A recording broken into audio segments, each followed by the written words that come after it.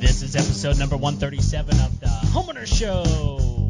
Whether you're DIY or looking to hire, we're here to help you find the best information and options for you and your home.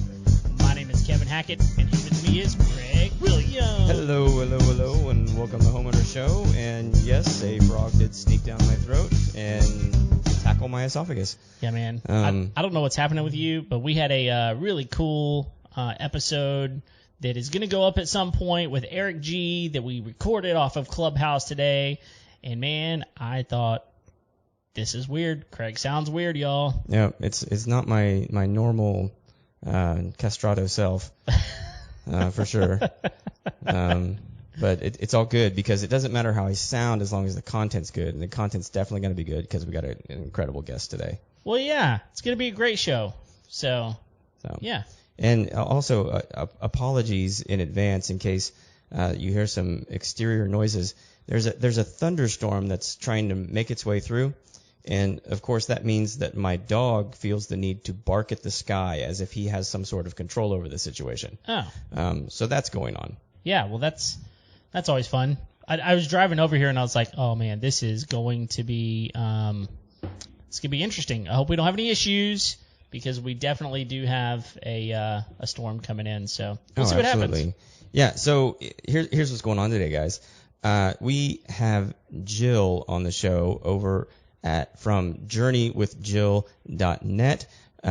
She is also the author of the book Vegetable Gardening for Beginners. And there's the dog right on cue. And, I'm going to space out on this. All right, we've got the Beginner's Garden podcast as well. She's the host of the Beginner Gardens podcast. So we have this massive content creator on the show tonight who wants to teach everybody about gardening. And I think this is a perfect conversation because this is the time of year, at least for like the past 2 or 3 weeks, that we've definitely seen all the big box stores roll out their seedlings and their plants and all their spring vegetables and things like that. And so this is when people get really ambitious about their gardens. And so, Jill, we are super excited to have you on the show to help solve all of our gardening problems. You can fix all of them, right? I don't know about that, but I'm so happy to be here with you guys. All right, good deal. Well, so I have been going through a lot of your content. And based off the things that I see that you put out, I can imagine like one of the number one questions that you get right off the bat is like, what am I doing wrong? And knowing a little bit about your backstory, it seems like you have spent a lot of time figuring a lot of this stuff out, right?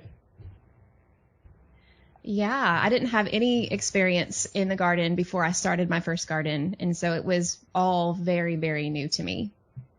Well, and so tell us a little bit about, because like you have an interesting sort of origin story. I mean, because like you said, you weren't always into gardening. What were you doing before that? I was the business development manager at a local Ford dealership for about 10 years, and during that time, I had both of my kids. And I just felt like I was being led to quit my job and stay home and be a stay-at-home mom. And with that, with losing half of our income or a good portion of our income, I wanted to do what I could to save money, because if I wasn't producing money, then I want to be able to save money. And so with that, I got into couponing. Back then, the extreme couponing was a big deal. But I also decided that, hey, I could save grocery money growing my own food. So let's start a garden. We live on 3 acres. We have the property. My husband actually had built 2 raised beds the couple of years before. And it was cool. And that was kind of his thing. But at least we had a little bit to go off of. And I knew that I was going to be quitting probably before the spring of 2013. I had an entire fall and winter to research and to study and prepare. And that's really the catalyst behind the whole thing. It initially was to grow my own food to feed our family. And then it morphed into so much more. It became a lifestyle, and now it's become my second career. And it's something I never saw coming. That's awesome. So I'm curious, what were, if you can remember, what were some of your first plants? Well, of course, tomatoes. Uh-huh. Everyone grows tomatoes, I think. Peppers, potatoes, squash, beans, melons. I didn't start small. I was going to say, I that started sounds big. ambitious for your first I do what foray. I tell people not to do. You were literally all in. Whenever you said you were going to grow your grocery list, you weren't kidding. Yeah. Yeah, exactly. I looked at what we ate and I thought, let's see, of all of this, what can I grow in my climate? And pretty much it. Well, so you're in Arkansas, and the climate there is it's hot and it's humid, or it's cold and it's not humid. Really, I mean, there's one of the things. So I lived in Arkansas for a while, and I love that there are actually seasons. That's something that we completely miss down here in Houston. Having actual seasons. That's like a novel idea, right? And so I'm curious, what did you learn just from the climate and how that changes what you can grow and what you can't grow? Oh my goodness, yes. And it is nice to have seasons, but as you know, the spring and fall seasons are very short when it comes to growing. And I learned, very quickly that there are crops that grow better in the spring, and now I've learned in the winter and in the fall. And there's some that obviously grow well in the summer. But the thing that I didn't know when I started gardening was that there are a lot of crops that don't grow well in the summer, especially in Arkansas. And you can't grow them in the summer in Arkansas. So that was a big learning curve for me. So where did you learn some of that information?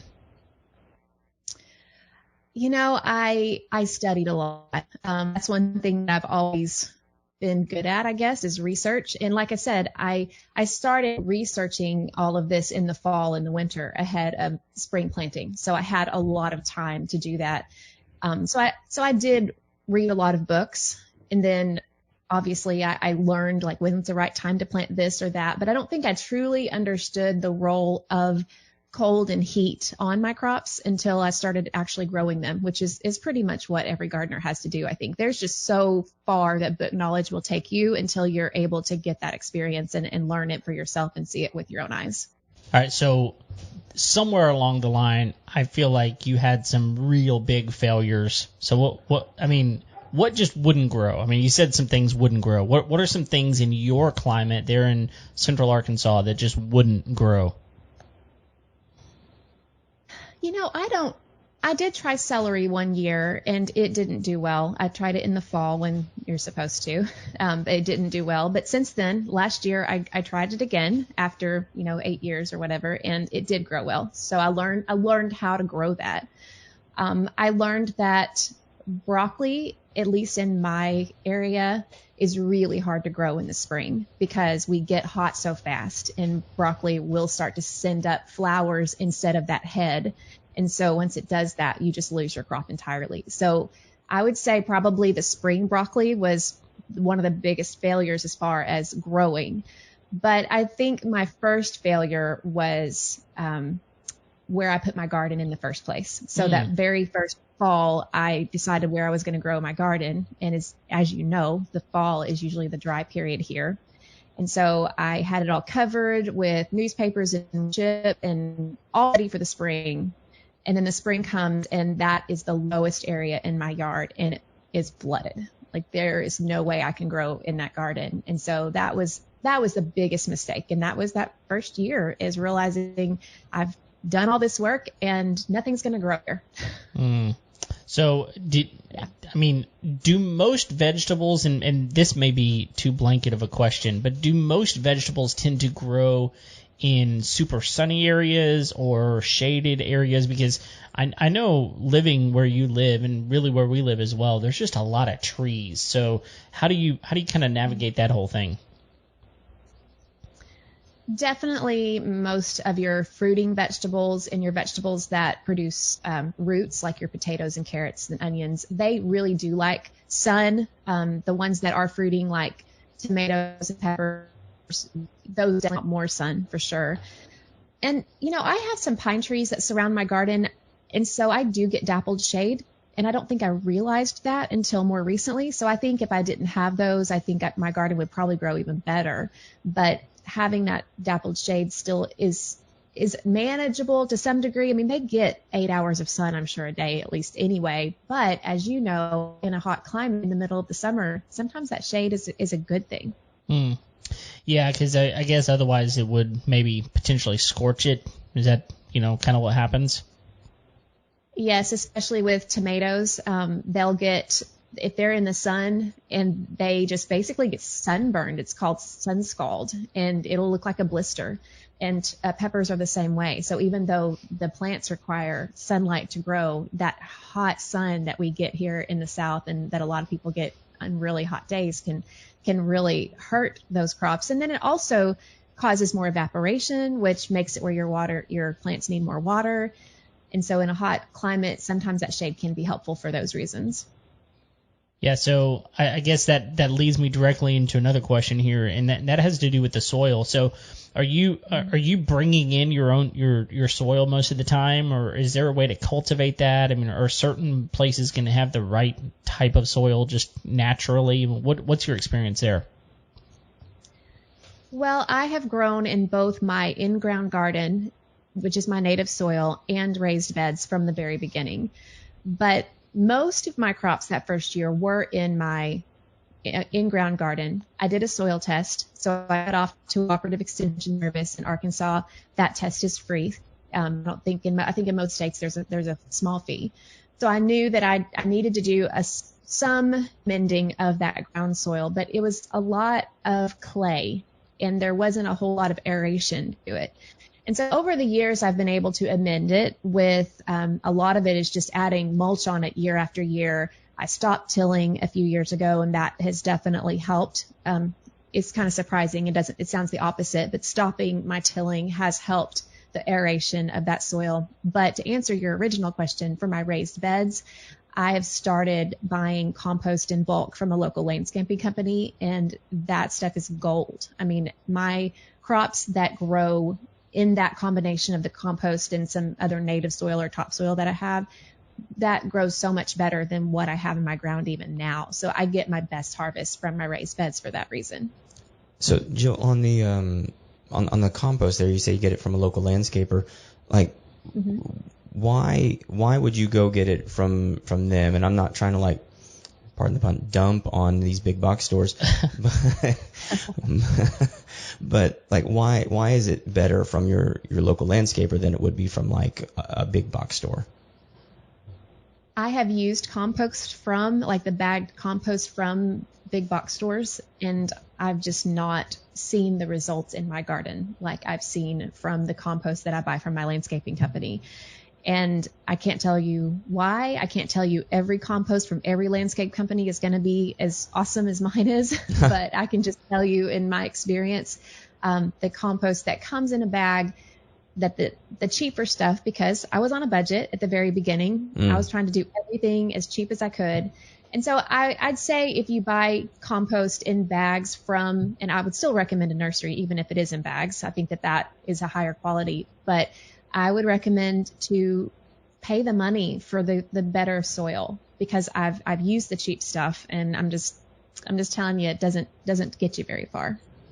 And is it just because there's not as many nutrients in it? I mean, there's got to be something going on there that's like either it's been sitting, it's stale, or like it's bad soil. You're gonna have to add more, Miracle Grow to it or something or whatever. Like I'm not saying that you promote using Miracle Grow, but it's just not going to give you the oomph that you need to get those plants up and going. Well, that's a good point. I'm an organic gardener, so the brand that you just mentioned is one I don't use. Right. But if someone used that raised bed soil or that soil, they probably would have a decent experience. I just choose to use organic. But as far as why the bagged soil didn't work as well for me, I honestly don't know for sure. I did do a raised bed soil test one year, and I used all bagged soil, and that bed performed so poorly that first year. I did a soil test, found out that the pH was very high, like really high, an imbalance of certain nutrients. However, after that first year, after I continued to add compost, it balanced out. So it ended up being fine. And so I don't think there's a one size fits all on whether bag soil is bad or not, or Right. what was the reason why that one wasn't good or not. Some of them I think have a lot more bark in them. And sometimes that can tie up nitrogen if it hasn't been composted.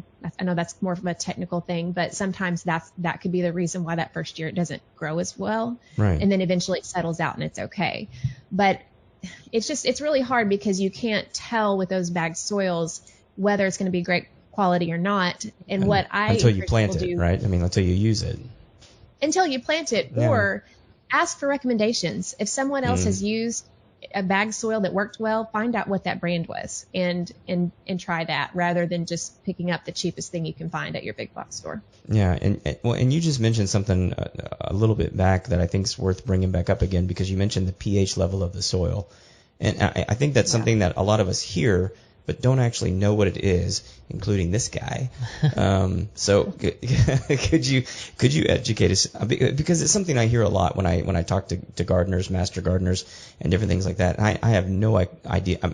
I just don't know what that means. I've heard people talk about it with their pool too. So I mean, I'm. Those are the same thing. That's right. Well, I will give you a caveat. I didn't even take chemistry in high school, and I was a psychology major. So you're speaking to a girl who doesn't have a clue about chemistry. But here is what a farmer actually described to me before my first garden.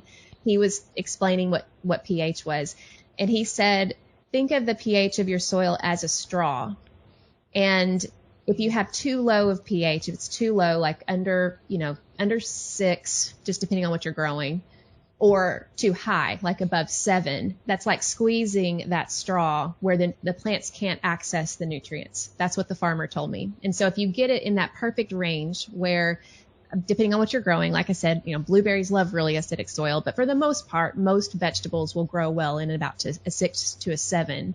Then you've got that straw at the widest it can be, and your plants can uptake those nutrients.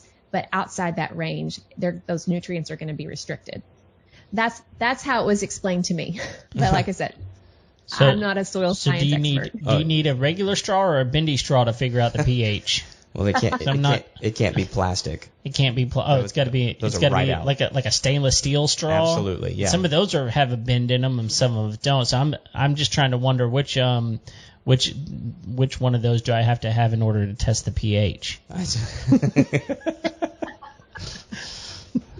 No, I'm serious. I really have no idea how you test pH. So how do you test that? Well, I think what she alluded to is you send it to the Ag Extension Center in your state. Oh, okay. So you can well, I know around here we can just send it off to College Station. Right. And they'll test it for you there, right? Yeah. So those Aggies, man, they can test some soil. We will do it upright. That's yeah, right. that's the way that a lot of people get started. The only thing about those is most extension services don't give organic recommendations. So that was kind of a touchy thing for me as an organic gardener. And now you have soil companies. One that I've used in the past is called Soil Kit, and they mail you a kit to your home.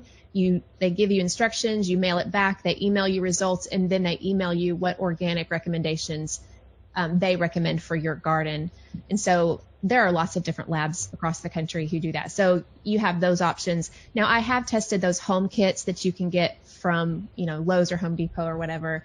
I compared that to my local extension office, and there were some variances. So if you really want to get dialed in on the accurate soil test, I would recommend to go to a lab. So some disparities between the big box store and the Ag. Got it. Okay. A little. Shocking. It's shocking. I'm just putting it out there. Shocking. That's right. But okay, so I'm just kind of sitting here thinking, okay, you've given us some really good information so far, but here I am, just regular old Kevin over here thinking, I want to grow some vegetables. Where do I start? What do I do? How do I get going after I go buy your book? Well, you can start at different places. I mean, obviously you need to have a place to grow. So do you have that sunny spot? Are you going to grow in raised beds? Are you going to grow in containers or a ground bed? Do you have the spot to grow in? And then as far as choosing what you're going to grow, you just need to look at what you normally eat. So last year I grew eggplant. I had never eaten eggplant in my life. So that was an experiment because that was fun. Yeah. But we still don't eat a lot of eggplant. So that's probably not where I would have started as a beginner, right? I want to start with the vegetables that I already eat as our family. So, and then you have to figure out, okay, what do I eat?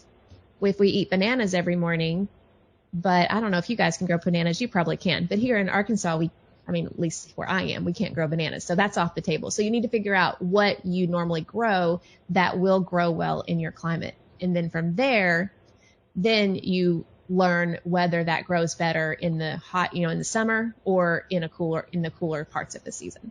Okay, so I know around here, one of the things, like for instance, Craig mentioned Master Gardener. If you want to become a Master Gardener, you can go down to the local Ag Extension office and sign up and go through the training, go through all those sorts of things.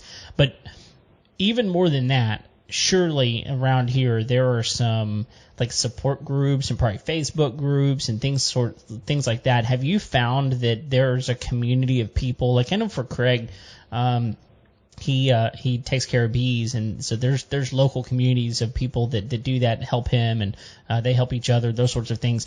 Have you found that there are communities for vegetable growers that can, really walk you through the process if you need any help?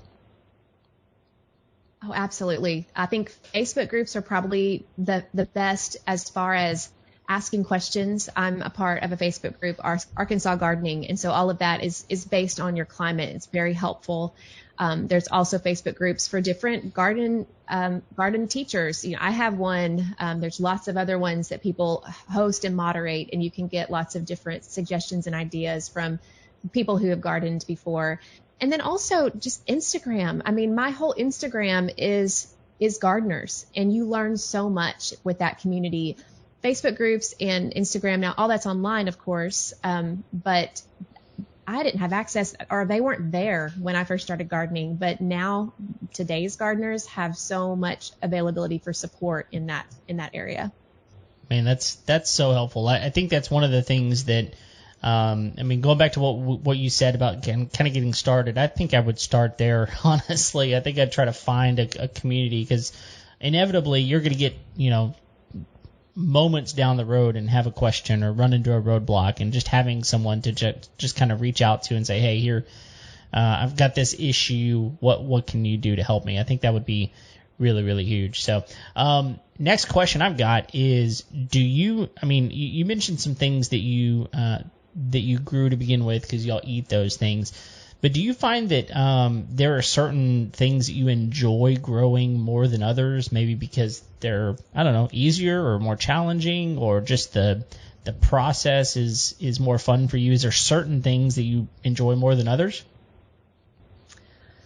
Oh, that's hard. That's like asking me what's my favorite thing to grow. And when people ask me that, I say watermelon because that's my favorite fruit, but I'm not sure if that's my favorite thing to grow. Oh, okay. As far as being enjoyable, this may sound weird, but I love growing garlic. You plant garlic in the fall, super easy, pretty hands off as long as you keep feeding it, or you harvest it in the summer. It really requires nothing.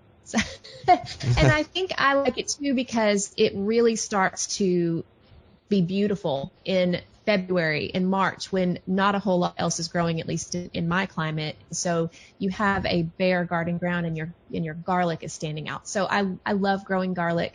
Down here, I love growing okra. That's one of the few plants that survive in our heat and probably would survive in yours. So that's enjoyable because everything else has gotten, isn't handling the heat very well. So I would say okra is very enjoyable to grow as well. I love growing okra. I love my blueberry bushes. Blueberries are amazing. They're amazing to grow. And then asparagus, they take a while to get going, but once they get going, they're so delicious. So I could go on, but those were probably the ones that come to my mind first. Well, so I got to ask you, because I actually grow blueberries.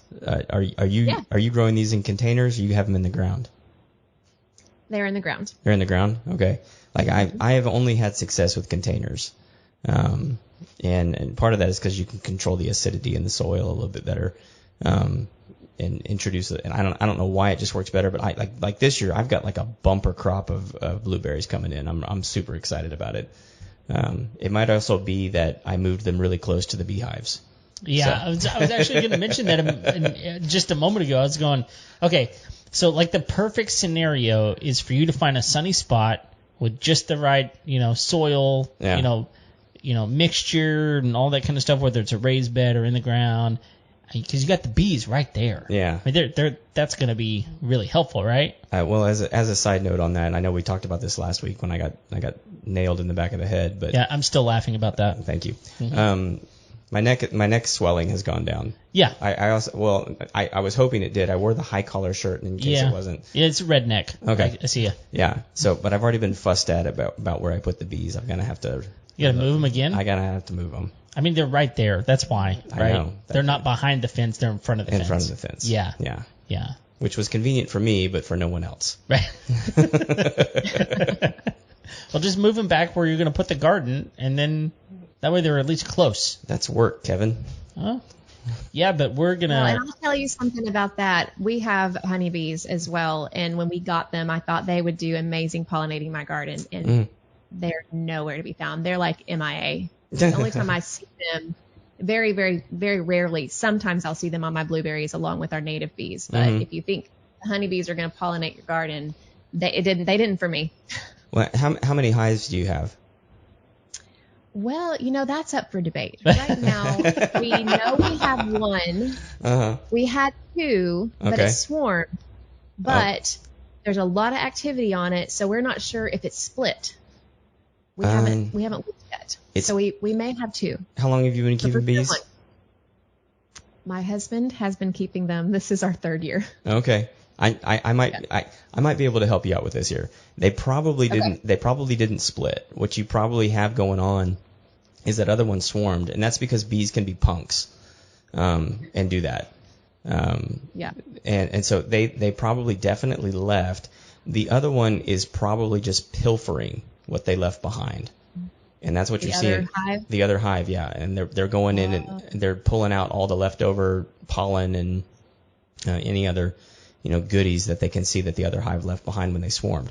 Oh, they're just going to take that to their own hive. Yes. And just leave you high and dry. Yeah, and I'm telling you this from experience. Oh yeah, Craig will call me every once in a while. Craig will call me every once in a while and be like, "They left again." Yeah. If there was a way to lose bees, I've done it. So. Well, we saw a swarm. They up to the pine tree right above, and like, hey, it was too high for us to be able to capture. Yep. It was sad. Yep. I tell you, one time a hive swarmed on me, and it was just beyond the reach of my extension ladder, and it was like the third one that had swarmed on me like that year, and left the hive. So out of frustration, I just took a chainsaw to the tree. So I didn't really care about the bees at that point. I was like, I know I shouldn't have done it. I was mad. I acted out of anger. I repented. It still felt good. Still felt good. Oh man, that's funny. All right, so I do have another question.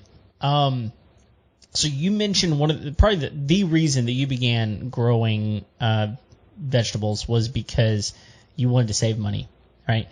But you kept doing it, and you took it further than you ever thought you would. Why is that? And specifically, I'm curious about if there's a certain satisfaction that you got from it, especially, just personally thinking, hey, I grew this. Maybe it tastes better because it is organic and it's not, it's not straight from the, the grocery store or anything. I'm just curious, what kept it going for you? Oh my goodness, so many things. I would say in the early years, because my children were little, a 6-year-old and a 2-year-old, and I was coming out of working a full-time job from the time I graduated college. So I'd always been doing something. So staying at home with kids was a culture shock. And the garden was something that I could pour myself into. It was my thing. And so early on, it was the satisfaction that I received was being able to put your effort into something that you could see the results of and not have to wait 18 years, right? And so that was the beginning of why it was so special to me to begin with. But then as I started gardening more and more, it became that satisfaction that you talked about of, I grew this. This is something that I was able to cultivate and to nourish. And since I grow pretty much everything from seed now, I planted these seeds months ago and look what I've got. And this is nothing to belittle at all. This is absolutely part of it, is that most of the vegetables that we grow just do taste better. I mean, they taste so much better when you pick them. Right now is asparagus season, and you wouldn't think asparagus would taste any different than what you get at the store, but I'm telling you it does. Now, not all of them are that way. I mean, lettuce is lettuce to me, but I still love going outside and not having to buy lettuce at the grocery store. Well, I'll tell you this, asparagus from Walmart tastes different than asparagus from H-E-B or Kroger. I'll tell you that right now. So I do know that it tastes different. So I can imagine that it would be much better if you were getting it right out of the garden. Yes, absolutely. So, and it doesn't ever stop. My husband and my kids make fun of me because every time we have a meal and there's something on the plate that I grew and it's my turn to say the blessing before the meal, I'm always thanking God for this that came out of the garden. And now they just all snicker because it's constant, because sometimes I'll name the onions and the garlic and the tomatoes, and I'll just go and they're like, okay, Mom, but I'm serious. I'm very grateful because there is a satisfaction of growing your own food like none other.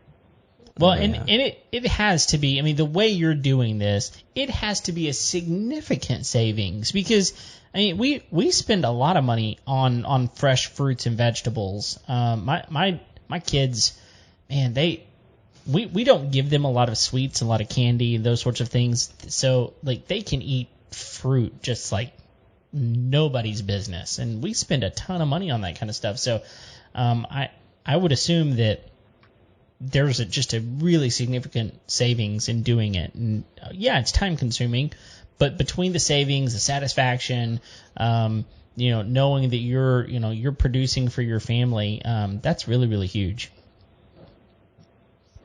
It is. And it does save money. I mean, in the summertime, especially, or even in the winter when I'm going through my canned goods, just to see that the little section on my grocery list with produce, the only thing that I have on it usually is avocados and bananas, things that I can't grow. I mean, sometimes I may run out of onions by this time of year, but that's my goal, is to have enough onions to last all year. So it's always a continual goal to have as much as I can to last all year, but it is a significant savings. Yeah. So I grew up, I was born in Central Texas, and, My dad was the only one working. My mom was staying home with the kids.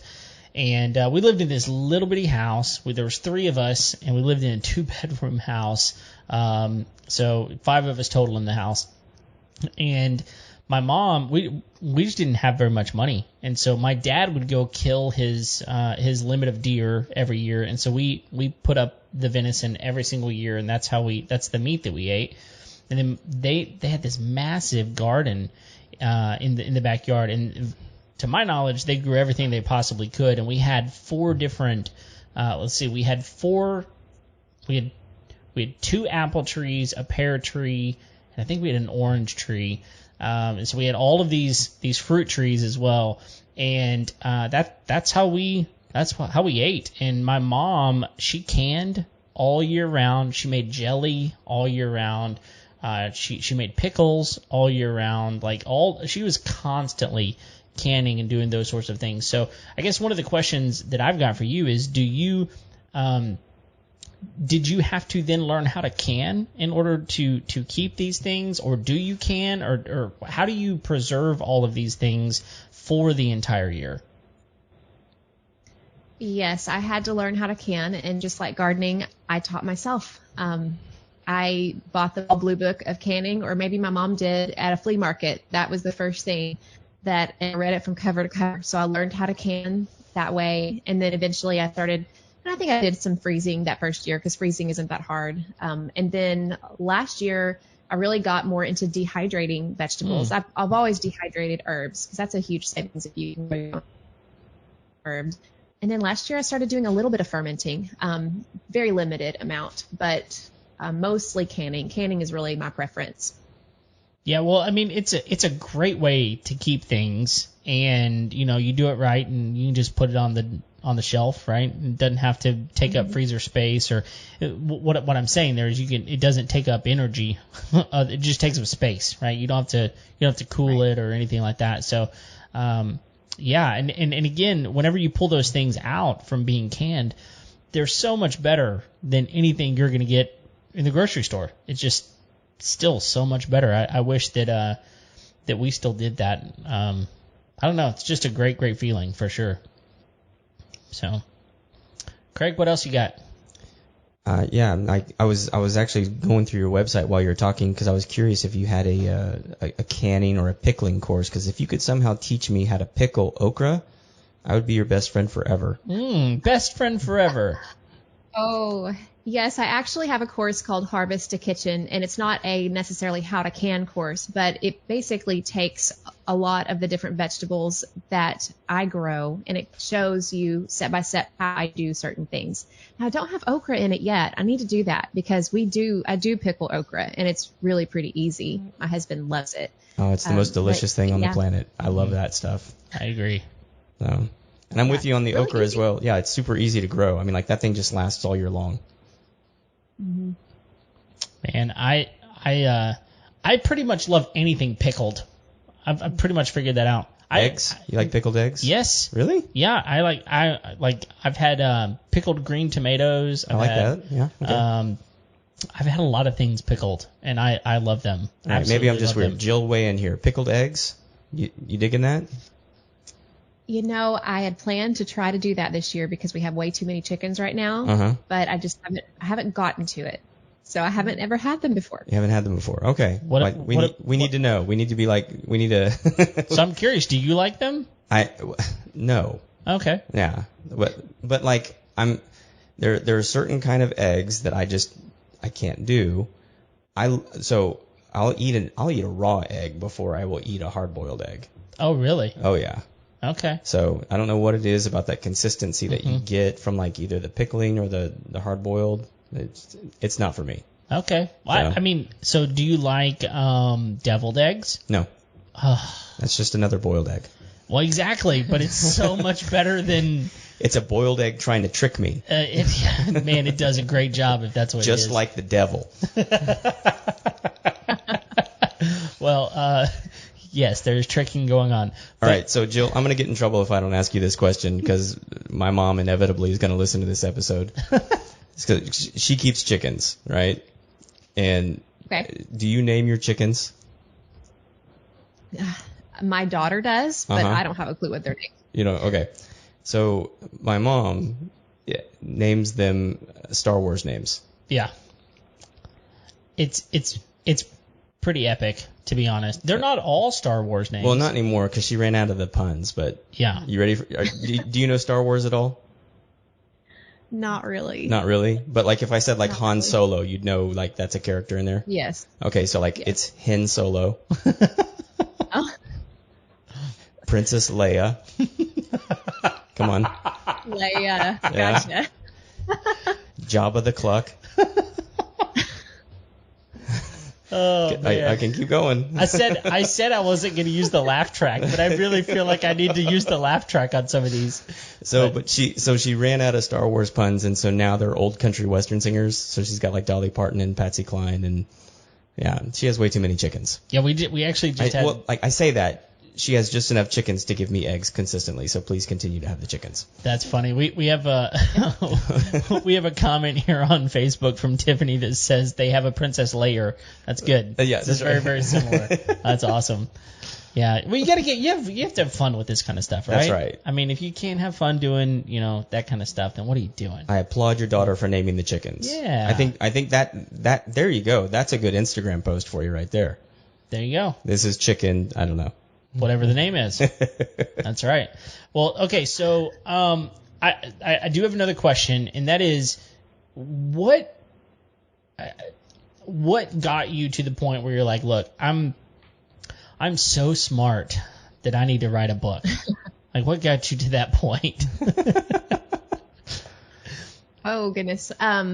Well, that wasn't actually my idea. I have written books. I've self-published 2 Bible studies and a couple of devotional books. But as far as the gardening book, a publisher came to me, and they had recognized that there was a need for a very, very basic beginning gardener's book, is what they told me. And they proposed that I write it. So that's how my book came about. And it was very enjoyable to write, for sure. But it definitely was not something that I sought after, but it was something that they came to me, and that's just how that happened. It's an awesome book, by the way. I mean, I've been reading through it. If you, and let me tell you guys, like, I just went searching, and I think it came up as like the number 2 gardening book on Amazon. Wow. So, I mean, like, kudos to you. I mean, like, wow. Yeah. I mean, like, no, no idea. No, it's awesome. And so, like, the illustrations in it are beautiful. But I also love. I didn't do those. Well, that's fine. It's still your book. I mean, come on, take credit, Jill. Yeah. You commissioned it. That's right. What I really like about it is that it actually has like it has simple step-by-step stuff in it. So like if you want to know how to build a raised garden bed, like you have instructions in here on how to do that. Like you literally have like recipes for good kinds of soil. And I think that I think your publisher was onto something. One, because it's obviously doing well on Amazon. But 2, like this is stuff that I think people who are so intimidated by gardening feel like they don't have any idea what to do other than to just go buy a kit at Home Depot. And so like you're like, look here, like here's what my journal looked like. Which, by the way, keeping a journal about gardening, I mean, I can't do that. Right. And so and just like, here's the seasonal stuff that works for this climate and this time of year, and here's how you can diversify your plant bed, and here's my recipe for this soil, and and like it's broken up in such a way that it's not overwhelming. That's great. Well, thank you. And that was the goal, because as a beginning gardener, having no background whatsoever, I found that a lot of the gardening advice, now this was back in 2013, so resources have come a long way. There's a lot more for gardeners now. But I found that a lot of the resources that I found back then were almost like on a sophomore level or a junior level, and I needed a freshman level. I was Googling, what does a potato sprout look like? Because I wasn't sure if what green I was seeing was a weed. I mean, that's how clueless I was. And so my whole goal with everything I do is to speak to that person that was like me when I first started, who didn't have any idea what she was doing. And so that really was kind of the goal behind the book, to address that person that you're talking about. Yeah. So when are you going to write the sophomore book? I don't know. I don't know. Are you planning on writing another one? It has been proposed to me, but at this point, it's just I'm so busy in my garden season, and I do develop online courses now, and so the timing hasn't been perfect yet, but maybe someday. Well, and let me ask you this, because I think this is something that I think people like us kind of struggle with, is like you've got the podcast now, you're doing your online courses, and you're probably, I don't know if you're managing all your social media and your books, and people are coming to you asking you to write another one. I mean, does it feel like you don't actually have time for the thing that started all of this? Like it's difficult to get out in the garden now? That's a really good question. It's not difficult for me to get in the garden, because I can't not be in the garden. Like I've got to do that. But it is difficult sometimes for me to separate what I'm doing now from the hobby that once was. Because when I'm out in my garden and I'm doing what is my personal hobby, it does bleed into my teaching of how to garden. And so sometimes those lines become blurry, and I have to back off and just be like, I'm not going to do anything right now except pull some weeds. I'm not going to worry about Instagramming it right now. I'm not going to worry about listening to a gardening podcast, because I'm always learning still. I'm listening to other people who know way more than me, but sometimes I have to shut it all off so that I can get back to the whole reason I started doing it in the first place. Yeah, I mean, like, because like I think one of the pieces of advice they give so many of us is like if you do the thing that you'll love, you'll never work another day in your life. And it's like, well, sometimes the thing that you love can like take over, and like then it does begin to feel like work sometimes. And so it's good that you've kind of figured out a way to find a balance in all that. Well, I don't know if I figured it out, but I recognize the need for it, and so I'm constantly seeking that balance. That's sure. Awesome. Yeah. So along those lines, though, I mean, you're working from home. I mean, right? And so you stayed home with your kids and all of those sorts of things. So at the moment when they go off to school, you have time to do the things that you do, whether that's your podcast or working in the garden, doing research, whatever it is that you are choosing to do. Which don't hear me say that that's not nothing, because I know that that's very, very time consuming. But my question is, what about those of us who may decide I want to do a garden, but I don't have all of that time because I do have a regular 9 to 5, and I come home and I've got to get dinner on the table, and then I got to make sure my kids are doing their homework, and then they got to go to bed, and then I can't go outside whenever it's 9, 10 o'clock at night and do the gardening. So what would you tell someone like that who's really trying to do something like this? They see the value, but they just don't really know how to fit it into their schedule. That's a great question, and I've thought about it a lot. I think that the key is to start small. I didn't start small. I didn't have to start small, like you said, because I was home with my kids. I didn't have to go to a 9 to 5, which was more like a 7:45 to 6. But anyway, I didn't have a full-time job. But here's my goal when I talk to someone who's a first-time gardener, and whether they're in one of my courses or they're listening to the podcast or whatever, my goal is that they build a small enough garden and have enough success and enjoyment, which I've learned is a critical part, is for you to enjoy your garden, so that by the time the next season rolls around, they're telling me how they're expanding. Because I think if we start too big, then we burn out. And I think that's more likely going to happen if you literally do not have the time in the day to do it. But if you start small, just with one 4x8 raised bed, and you're able to do a little bit here and there, and as the evenings are, more daylight, you can have time to tend to a small garden or a small set of containers, just whatever you think is doable for you. Because here's the thing too, is that and I know that we make time for what's important to us. Oh yeah. We make time for Netflix, or we make time for our TV shows. We make time to scroll Facebook and Instagram. We probably waste a lot of time. But what if we realize that growing that garden or even just starting was worth the time? And I think that what we'll find is that we will enjoy it so much that we will want to expand and do more. And it's not a burden as much as it is an opportunity. So yeah, I think you hit a nail on the head there. It's like when you choose the things that are actually better for you, right? I mean, because like if I'm choosing to like binge on Netflix, like then my excuses are gone, because let's all be honest, it's a waste of time. Yeah.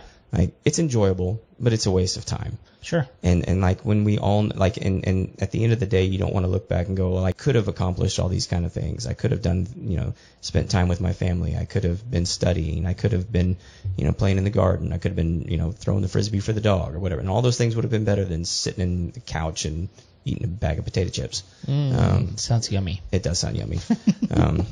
I'm sure Jill can actually grow the potatoes, and there you go. There you go.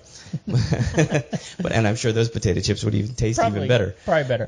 But at the end of the day, like we make choices as to how we spend our time. Yeah, and I think the other thing that Jill, Craig and I are big proponents of family, and I'm curious, did you find that your kids were involved in the process as well? Because I think one of the things that I get hung up on sometimes is like, do I want to do that, or do I want to spend time with my kids? And I think one of the things that our friend Celestina really honed in on a few episodes ago when it comes to cooking, things like that getting your kids involved in the process, you're teaching them a valuable skill, and you're spending quality time with them. So I'm just curious, did you find that was something that your kids wanted to do, and was that part of the culture?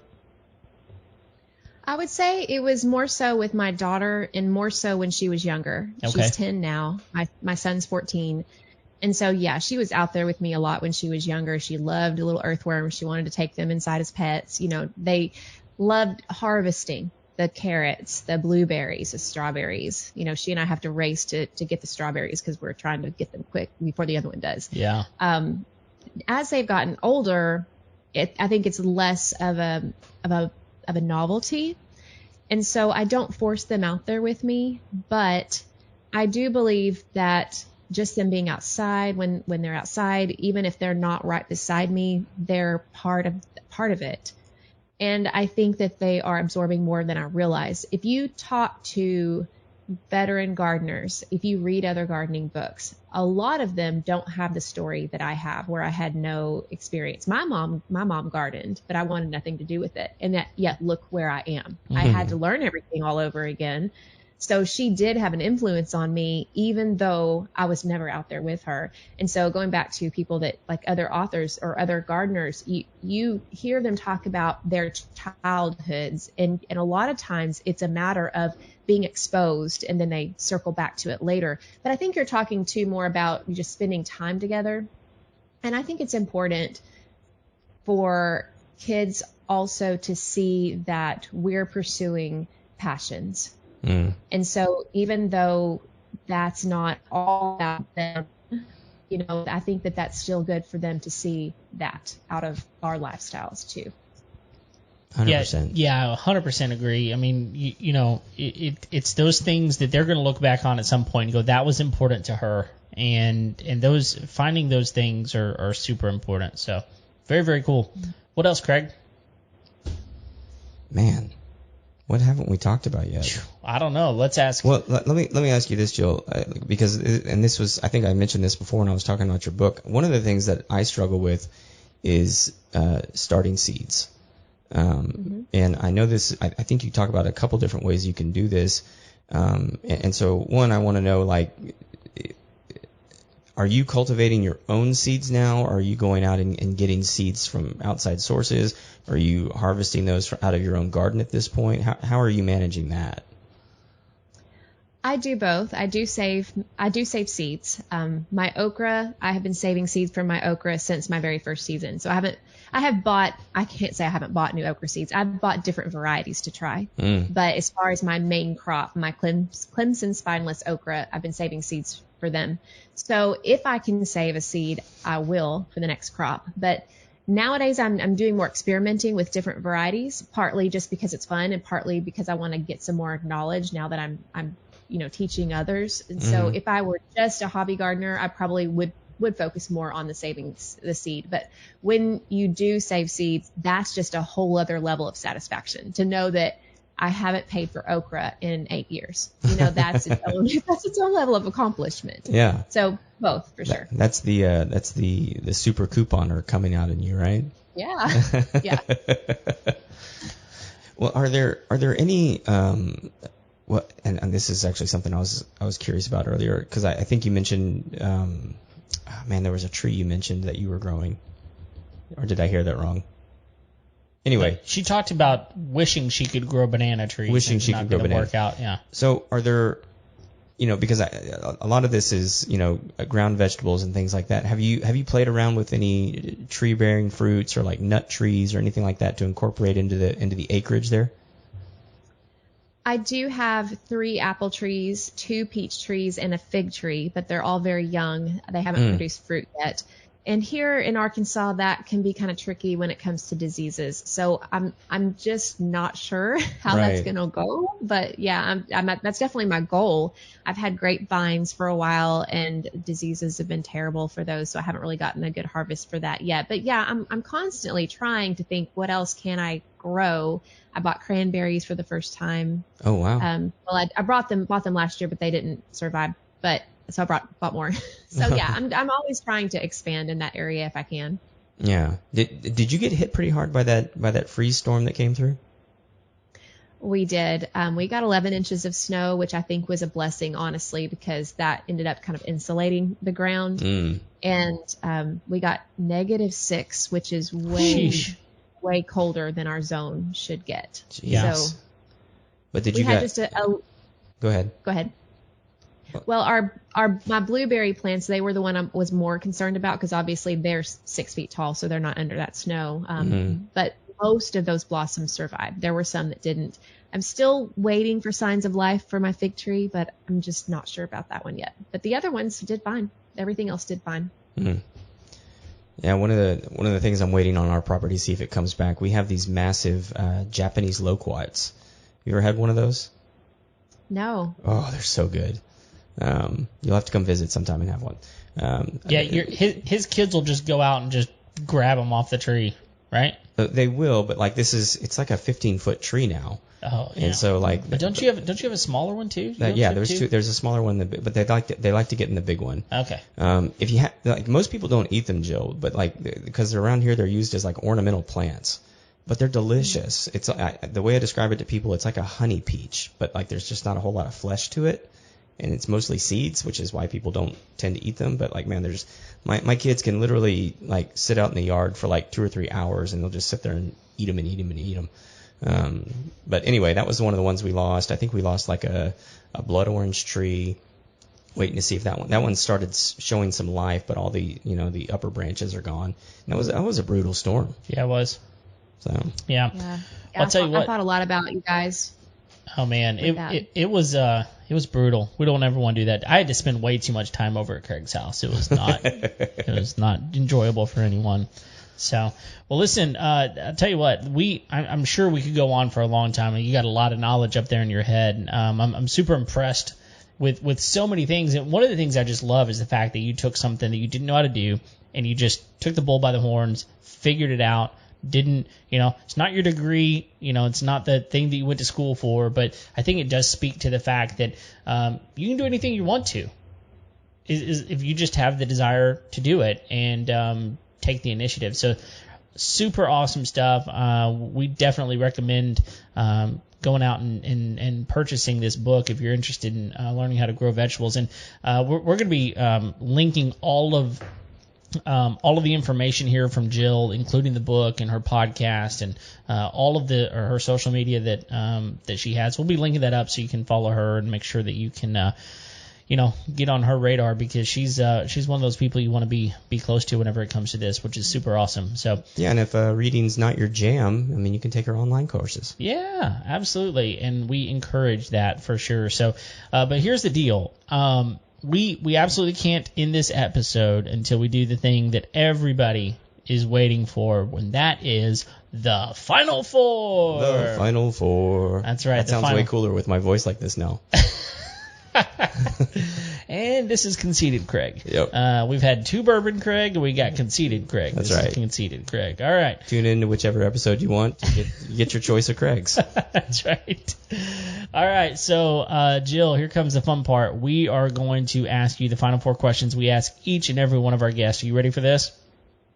I'm ready. All right. Here we go. All right.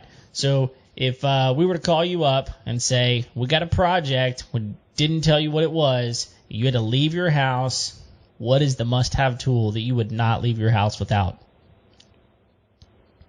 Well, I know this is probably not original, but I think the reason is original.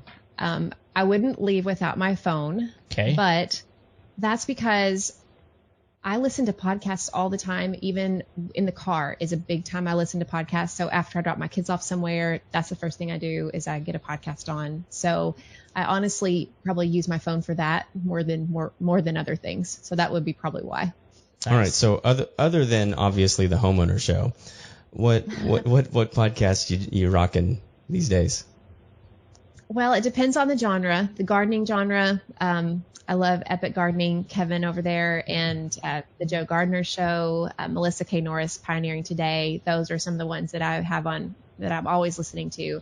I do like to get out of the gardening sphere and just, get into the the personal sphere. So I love Christian podcasts, Annie F. Downs' podcast, Jenny Allen's podcast. She's, from down there with you guys in Austin, near you. But I listen to those quite a bit. And then I do really enjoy the Raising Boys and Girls podcast, which is a Christian podcast. And I love that one too.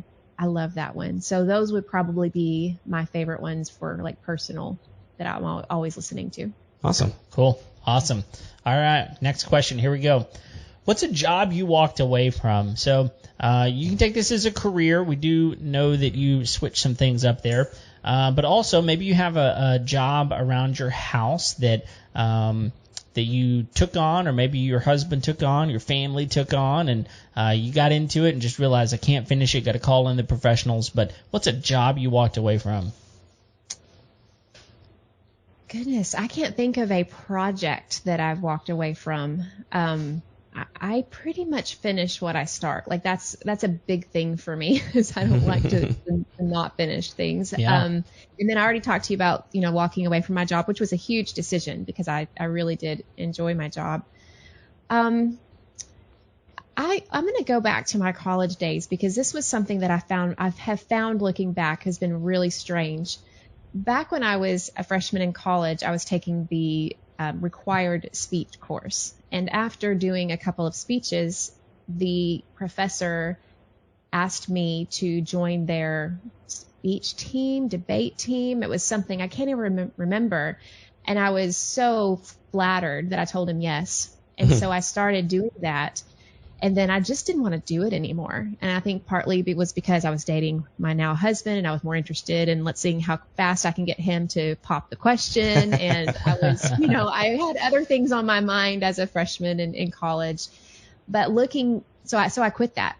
And that was really strange because I had never really quit anything in my life. That I recall, so it was a big decision. But looking back, I'm like, that was an activity in communications, in public speaking. And yet, look where I am now, so that's what I do every day is with the podcast. And so I just found that interesting in looking back that I walked away from that opportunity.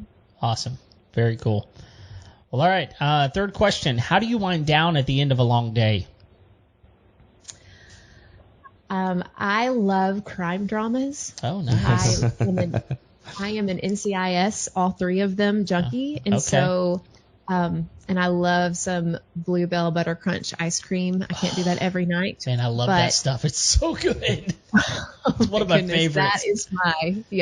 That is what I do. I will watch NCIS and I will eat my Bluebell. And then when I go to bed, I'm usually reading a fiction crime drama to go to bed. Nice. It just gets me out of my head. Yeah. Well, have you, do you have any others that you watch besides NCIS? I do. I've watched Bull because the character was NCIS. That's right. How I got on that. Those are the main ones. I'm trying to think. I don't think that there's another one that I watch. It's mainly those. For a while there, I was watching way too many, and I had to cut back. Yeah. So my wife loves those as well, and she got me hooked on many of them like way back in the day. Like I remember being really into like Cold Case and Law and Order and some of these other types of things. Man, I could go on because we watched way too many of those things. So earlier when we asked you about podcasts, did you not mention that you listened to true crime podcasts just because you didn't want to have to fall into that stereotype? I have actually never listened to a true crime podcast. Oh, good girl. That's funny. I don't have time. I have too many podcasts that I listen to. I can't have another one. No, it's good. I'm pretty convinced that's a cult. Yeah, I think so too. Yeah. I'm not going to go there. All right, so let's keep going here. Last one. What's one of the best pieces of wisdom or advice you've ever received? That one is very hard because I have so many people who have spoken so much wisdom into my life over the years. I think the piece of advice that that's probably stuck with me the longest is something that I heard from Lisa Turkhurst many years ago. And it was, if I can remember it, don't let people's praise go to your head and don't let their criticism go to your heart. Mm. And that was always something because for so long, it's a little bit personal, but for so long, I would judge my worth based on what I thought other people thought of me. And so if I performed well enough, if I was good enough, then I was paid. If I wasn't, and if they didn't like me, then I was not. And so it was definitely, that's me now, thankfully. But I think that helped me flip a switch in my head of realizing that that other people's opinions of me does not dictate my worth and my value. And so that's really kind of kept me grounded. Yeah, that's huge. Whenever you can realize, whenever you get to the point in your life, whenever you realize that your worth is not derived from what other people think of you, then you've hit on a real piece of wisdom right there. So that's awesome. Thank you for sharing, for sure. Absolutely. Cool. Well, here's the thing. We misled you a little bit. Okay, it's not our fault. What is our fault? It's our fault. But we actually deceived you a little bit. We apologize for that. And going back to the deviled egg comment. So here's the deal. There's actually one more question. It's the fifth question, but Craig gets to actually ask this question. That's right, because it's the one I can remember. That's right. Jill, if people want to get a hold of you, how would they do that? Like, actually reach me one-on-one? Or are you like my Well, no, website? they want to find you. They want to find your content. They want to find, the things that you're producing. Where do they go? If you're listening, if you're a podcast listener, the Beginner's Garden podcast would be where I would start. Instagram, I love hanging out on Instagram. Gardeners are amazing there, and that's at the Beginner's Garden. And then if you're a reader, or the journeywithjill.net, and then obviously Facebook also have a page there. Fantastic. All right. And I know we cool. didn't get this wasn't like the topic of the show, but you said you had some other books and devotionals. Can people search your name on Amazon and find those there as well? Yes. I have a Bible study on the book of Acts and on the first half of Exodus. The first one's called Journey Through Acts, and this other one is called Journey to Freedom. Awesome. Yeah, that sounds great. Those are on Amazon. I'm gonna have to go pick that up. Sounds There you great. Cool. Well, excellent. Thank you so very much. This has been fascinating. Thank you for taking the time to join us today. And if you want to hear any more from Jill and learn from her, please go search her out on those things. But we are so very happy that you've tuned into this episode of the Homeowners Show, and we hope you'll do that each and every Tuesday as we put out new content every single week. And if you haven't already, go ahead and go press that like and subscribe button. That would be fantastic. Leave us a rating and review on Apple Podcast, and tell your friends about us. But until next time, we will see you later. See ya.